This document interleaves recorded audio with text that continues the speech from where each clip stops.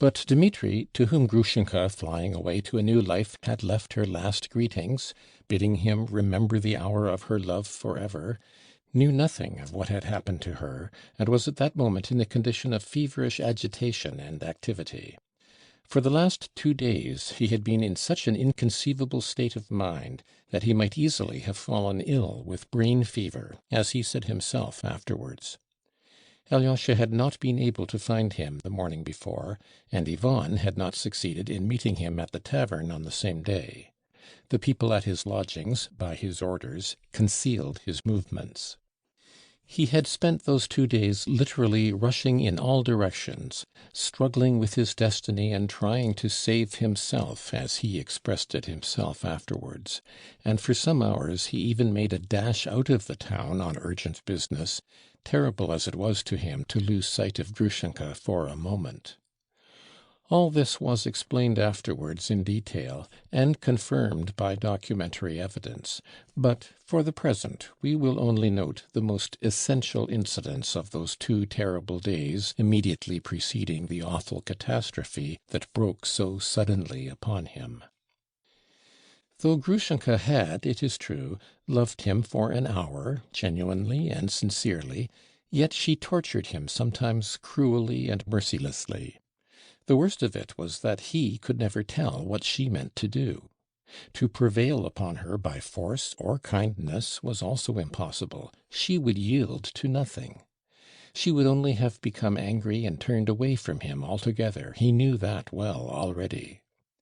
He suspected, quite correctly, that she too was passing through an inward struggle, and was in a state of extraordinary indecision, that she was making up her mind to something, and unable to determine upon it. And so, not without good reason, he divined, with a sinking heart, that at moments she must simply hate him and his passion. And so perhaps it was. But what was distressing Grushenka he did not understand. For him the whole tormenting question lay between him and Fyodor Pavlovitch. Here we must note, by the way, one certain fact. He was firmly persuaded that Fyodor Pavlovitch would offer, or perhaps had offered, Grushenka lawful wedlock, and did not for a moment believe that the old voluptuary hoped to gain his object for 3,000 roubles. Mitya had reached this conclusion from his knowledge of Grushenka and her character. That was how it was that he could believe at times that all Grushenka's uneasiness rose from not knowing which of them to choose, which was most to her advantage.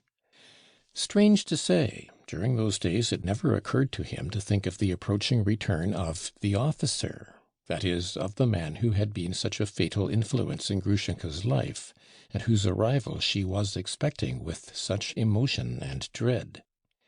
It is true that of late Grushenka had been very silent about it.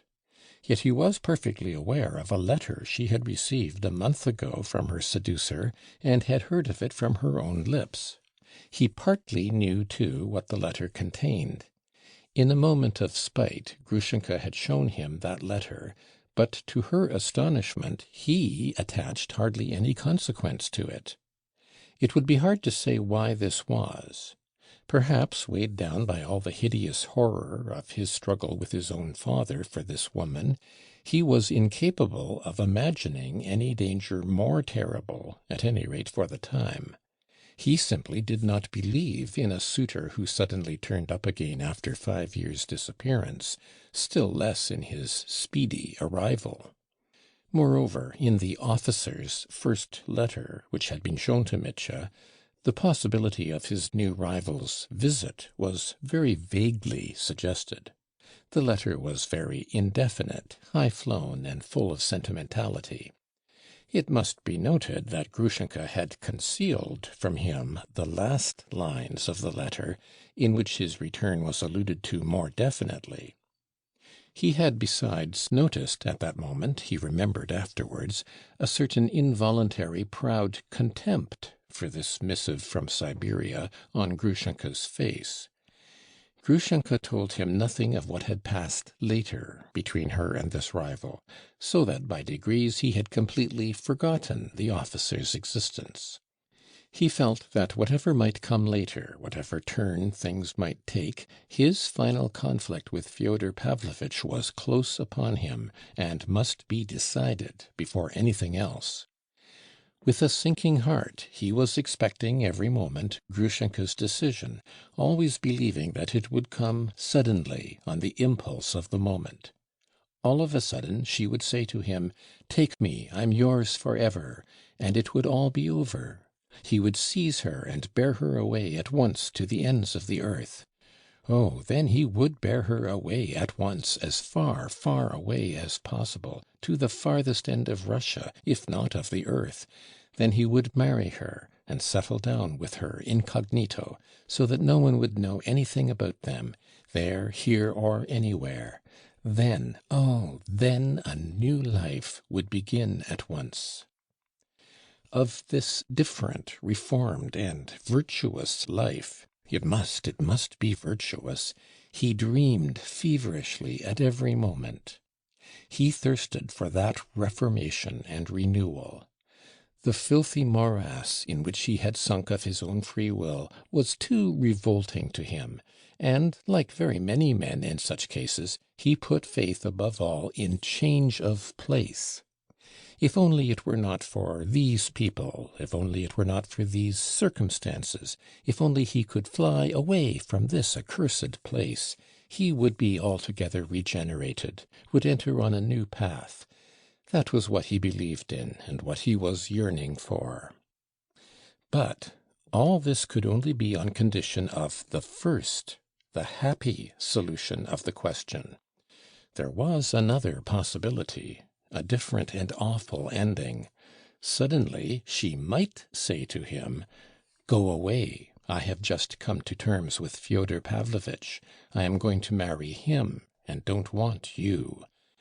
And then, but Mitya did not know what would happen then.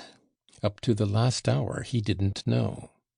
That must be said to his credit. He had no definite intentions, had planned no crime.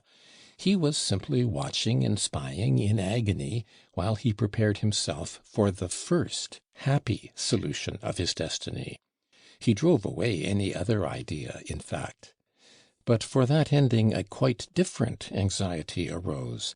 A new, incidental, but yet fatal and insoluble difficulty presented itself. If she were to say to him, "I'm yours, take me away," how could he take her away? Where had he the means, the money, to do it? It was just at this time that all sources of revenue from Fyodor Pavlovitch, doles which had gone on without interruption for so many years, ceased. Grushenka had money, of course, but with regard to this Mitya suddenly evinced extraordinary pride. He wanted to carry her away and begin the new life with her himself, at his own expense, not at hers. He could not conceive of taking her money, and the very idea caused him a pang of intense repulsion. I won't enlarge on this fact or analyze it here, but confine myself to remarking that this was his attitude at the moment. All this may have arisen indirectly and unconsciously from the secret stings of his conscience for the money of Katerina Ivanovna that he had dishonestly appropriated.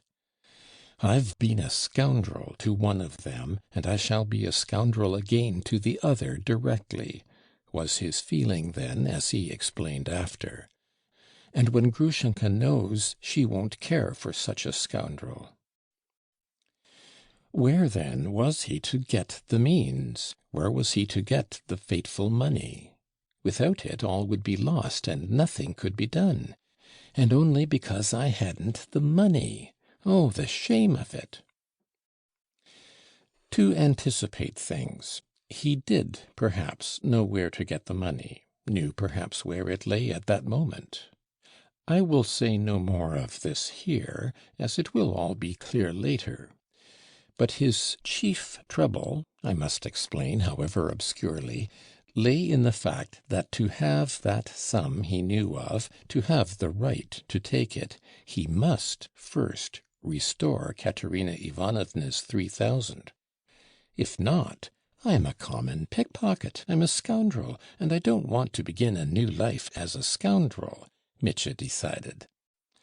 And so he made up his mind to move heaven and earth to return Katerina Ivanovna that 3,000, and that first of all. The final stage of this decision, so to say, had been reached only during the last hours, that is, after his last interview with Alyosha 2 days before on the high road, on the evening when Grushenka had insulted Katerina Ivanovna, and Mitya, after hearing Alyosha's account of it, had admitted that he was a scoundrel, and told him to tell Katerina Ivanovna so, if it could be any comfort to her. After parting from his brother on that night, he had felt, in his frenzy, that it would be better to murder and rob someone than fail to pay my debt to Katya. I'd rather everyone thought me a robber and a murderer. I'd rather go to Siberia than that Katya should have the right to say that I deceived her and stole her money and used her money to run away with Grushenka and begin a new life. That I can't do. So Mitya decided, grinding his teeth, and he might well fancy at times that his brain would give way, but meanwhile he went on struggling. Strange to say, though one would have supposed there was nothing left for him but despair, for what chance had he with nothing in the world to raise such a sum? Yet to the very end he persisted in hoping that he would get that 3,000, that the money would somehow come to him of itself, as though it might drop from heaven. That is just how it is with people who, like Dmitri, have never had anything to do with money except to squander what has come to them by inheritance without any effort of their own, and have no notion how money is obtained. A whirl of the most fantastic notions took possession of his brain immediately after he had parted with Alyosha 2 days before, and threw his thoughts into a tangle of confusion. This is how it was he pitched first on a perfectly wild enterprise. And perhaps to men of that kind in such circumstances, the most impossible, fantastic schemes occur first, and seem most practical. He suddenly determined to go to Samsonov, the merchant who was Grushenka's protector, and to propose a scheme to him, and by means of it to obtain from him at once the whole of the sum required. Of the commercial value of his scheme he had no doubt, not the slightest, and was only uncertain how Samsonov would look upon his freak, supposing he were to consider it from any but the commercial point of view. Though Mitya knew the merchant by sight, he was not acquainted with him, and had never spoken a word to him. But for some unknown reason he had long entertained the conviction that the old reprobate, who was lying at death's door, would perhaps not at all object now to Grushenka's securing a respectable position and marrying a man to be depended upon. And he believed not only that he would not object, but that this was what he desired, and if opportunity arose, that he would be ready to help.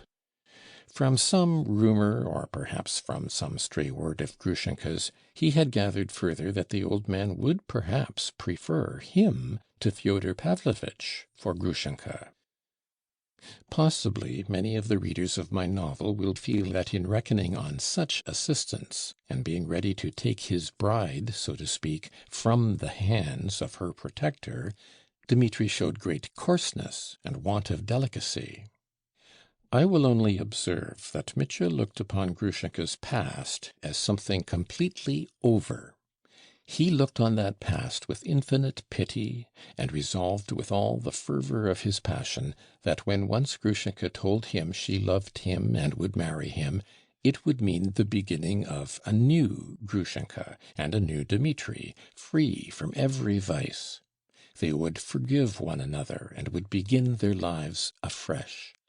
As for Kuzma Samsonov, Dmitri looked upon him as a man who had exercised a fateful influence in that remote past of Grushenka's, though she had never loved him, and who was now himself a thing of the past, completely done with, and, so to say, non-existent. Besides, Mitya hardly looked upon him as a man at all, for it was known to everyone in the town that he was only a shattered wreck, whose relations with Grushenka had changed their character and were now simply paternal, and that this had been so for a long time. In any case, there was much simplicity on Mitya's part in all this, for in spite of all his vices he was a very simple-hearted man. It was an instance of this simplicity that Mitya was seriously persuaded that, being on the eve of his departure for the next world, old Kuzma must sincerely repent of his past relations with Grushenka, and that she had no more devoted friend and protector in the world than this now harmless old man. After his conversation with Alyosha at the crossroads, he hardly slept all night, and at 10 o'clock next morning he was at the house of Samsonov and telling the servant to announce him. It was a very large and gloomy old house of 2 stories, with a lodge and outhouses. In the lower story lived Samsonov's 2 married sons with their families, his old sister and his unmarried daughter. In the lodge lived 2 of his clerks, one of whom also had a large family. Both the lodge and the lower story were overcrowded, but the old man kept the upper floor to himself, and would not even let the daughter live there with him, though she waited upon him, and in spite of her asthma was obliged at certain fixed hours, and at any time he might call her, to run upstairs to him from below. The upper floor contained a number of large rooms kept purely for show, furnished in the old-fashioned merchant style, with long monotonous rows of clumsy mahogany chairs along the walls, with glass chandeliers under shades, and gloomy mirrors on the walls. All these rooms were entirely empty and unused, for the old man kept to one room, a small remote bedroom, where he was waited upon by an old servant with a kerchief on her head, and by a lad who used to sit on the locker in the passage. Owing to his swollen legs, the old man could hardly walk at all, and was only rarely lifted from his leather armchair, when the old woman, supporting him, led him up and down the room once or twice. He was morose and taciturn, even with this old woman. When he was informed of the arrival of the captain, he at once refused to see him. But Mitya persisted, and sent his name up again. Samsonov questioned the lad minutely, what he looked like, whether he was drunk, was he going to make a row? The answer he received was that he was sober, but wouldn't go away. The old man again refused to see him. Then Mitya, who had foreseen this, and purposely brought pencil and paper with him, wrote clearly on the piece of paper the words, "On most important business closely concerning Agrafena Alexandrovna," and sent it up to the old man. After thinking a little, Samsonov told the lad to take the visitor to the drawing-room, and sent the old woman downstairs with a summons to his younger son to come upstairs to him at once. This younger son, a man over 6 foot and of exceptional physical strength, who was closely shaven and dressed in the European style, though his father still wore a kaftan and a beard, came at once without a comment. All the family trembled before the father.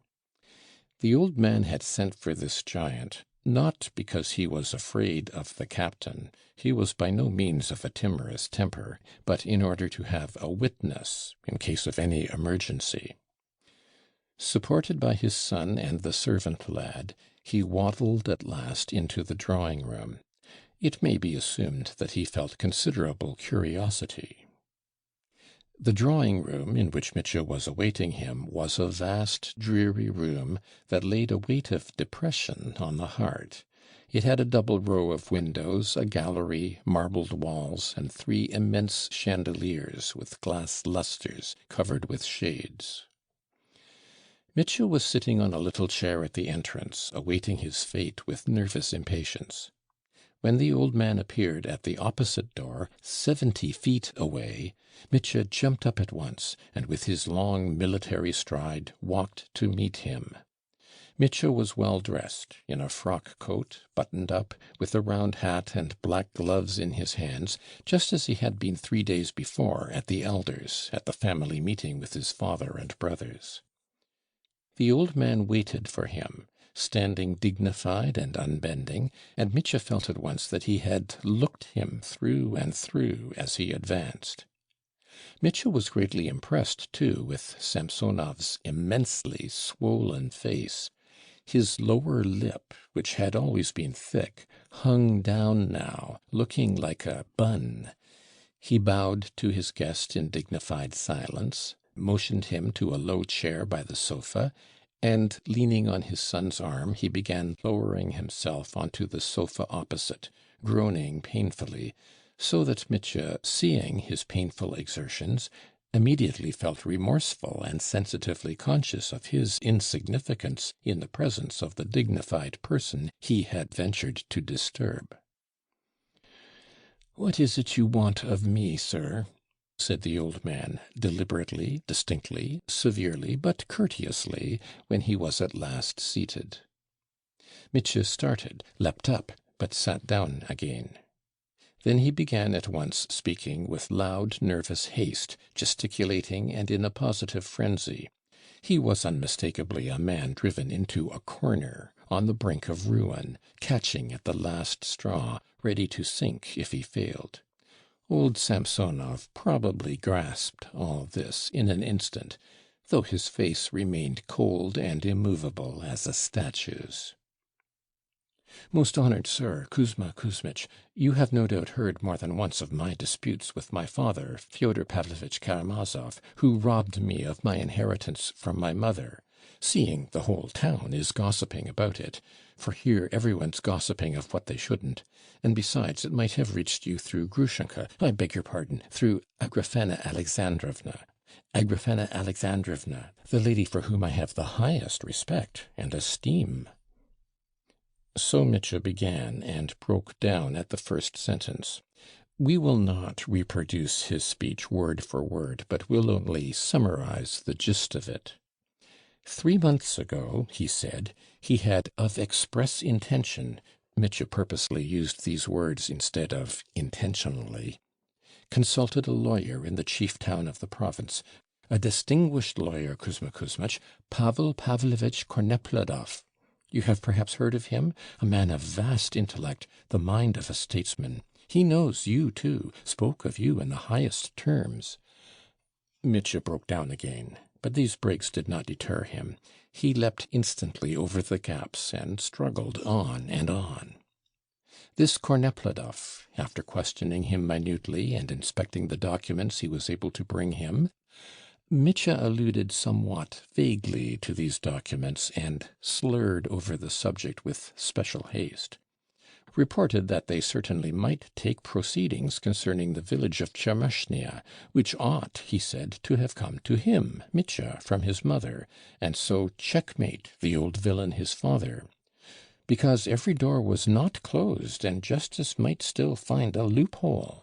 In fact, he might reckon on an additional sum of 6 or even 7,000 roubles from Fyodor Pavlovitch, as Tchermashnia was worth at least 25,000. He might say 28,000. In fact, 30, Kuzma Kuzmich. And would you believe it? I didn't get 17 from that heartless man.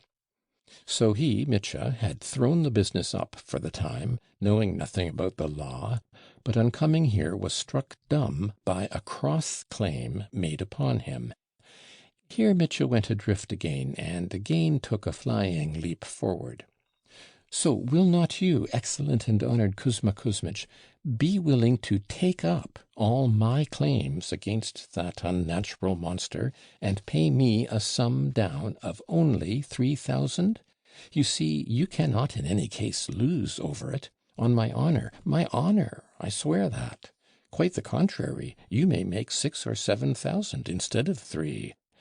Above all, he wanted this concluded that very day. I'll do the business with you at a notary's or whatever it is. In fact, I'm ready to do anything. I'll hand over all the deeds, whatever you want, sign anything, and we could draw up the agreement at once, and if it were possible, if it were only possible, that very morning, you could pay me that 3,000, for there isn't a capitalist in this town to compare with you, and so would save me from, would save me, in fact, for a good, I might say, an honourable action. For I cherish the most honourable feelings for a certain person whom you know well, and care for as a father. I would not have come, indeed, if it had not been as a father. And indeed, it's a struggle of three in this business, for it's fate. That's a fearful thing, Kuzma Kuzmich. A tragedy, Kuzma Kuzmich, a tragedy. And as you've dropped out long ago, it's a tug of war between two. I'm expressing it awkwardly, perhaps, but I'm not a literary man. You see, I'm on the one side, and that monster on the other. So you must choose. It's either I or the monster. It all lies in your hands, the fate of 3 lives and the happiness of 2. Excuse me, I'm making a mess of it, but you understand. I see from your venerable eyes that you understand. And if you don't understand, I'm done for. So you see—" Mitya broke off his clumsy speech with that "so you see," and jumping up from his seat, awaited the answer to his foolish proposal. At the last phrase he had suddenly become hopelessly aware that it had all fallen flat, above all that he had been talking utter nonsense. How strange it is! On the way here it seemed all right, and now it's nothing but nonsense. The idea suddenly dawned on his despairing mind. All the while he had been talking, the old man sat motionless, watching him with an icy expression in his eyes. After keeping him for a moment in suspense, Kuzma Kuzmich pronounced at last in the most positive and chilling tone, "Excuse me, we don't undertake such business." Mitya suddenly felt his legs growing weak under him. "What am I to do now, Kuzma Kuzmich?" he muttered with a pale smile. "I suppose it's all up with me. What do you think?" "Excuse me." Mitya remained standing, staring, motionless. He suddenly noticed a movement in the old man's face. He started. "You see, sir, business of that sort's not in our line," said the old man slowly. "There's the court and the lawyers. It's a perfect misery. But if you like, there is a man here you might apply to." "Good heavens! Who is it? You're my salvation, Kuzma Kuzmich," faltered Mitya. "He doesn't live here, and he's not here just now. He is a peasant. He does business in timber. His name is Lyagavy. He's been haggling with Fyodor Pavlovitch for the last year over your copse at Tchermashnya. They can't agree on the price. Maybe you've heard? Now he's come back again and is staying with the priest at Ilyinsko, about 12 versts from the Volovya station. He wrote to me, too, about the business of the copse, asking my advice. Fyodor Pavlovitch means to go and see him himself. So if you were to be beforehand with Fyodor Pavlovitch, and to make Lyagavy the offer you've made me, he might possibly—" "A brilliant idea!" Mitya interrupted ecstatically. "He's the very man. It would just suit him. He's haggling with him for it, being asked too much, and here he would have all the documents entitling him to the property itself. Ha ha ha!" And Mitya suddenly went off into his short wooden laugh, startling Samsonov. "How can I thank you, Kuzma Kuzmich?" cried Mitya effusively. "Don't mention it," said Samsonov, inclining his head. "But you don't know. You've saved me. Oh, it was a true presentiment brought me to you. So now to this priest." "No need of thanks." I'll make haste and fly there.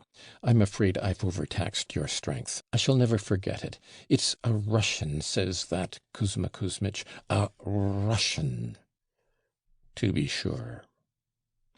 Mitya seized his hand to press it, but there was a malignant gleam in the old man's eye. Mitya drew back his hand, but at once blamed himself for his mistrustfulness. It's because he's tired, he thought. For her sake, Kuzma Kuzmich, you understand that it's for her, he cried, his voice ringing through the room. He bowed, turned sharply round, and with the same long stride walked to the door without looking back. He was trembling with delight. Everything was on the verge of ruin, and my guardian angel saved me, was the thought in his mind. And if such a businessman as Samsonov, a most worthy old man, and what dignity, had suggested this course, then success was assured. He would fly off immediately.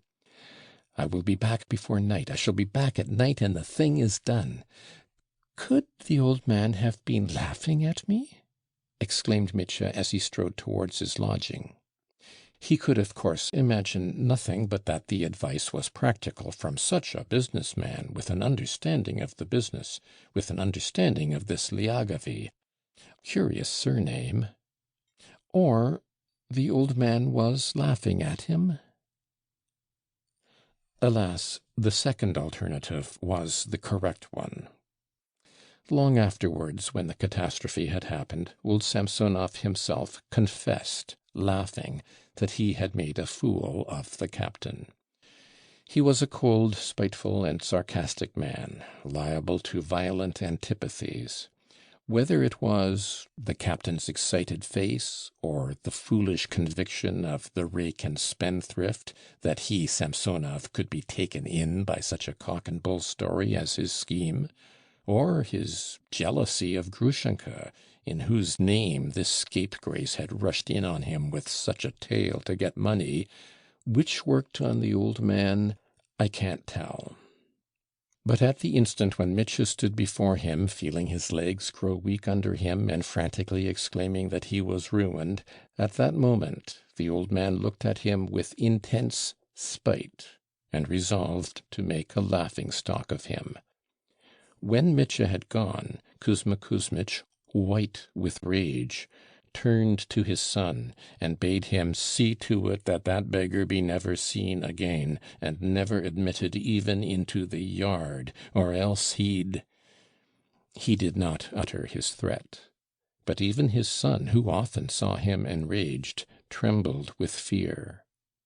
For a whole hour afterwards the old man was shaking with anger, and by evening he was worse, and sent for the doctor.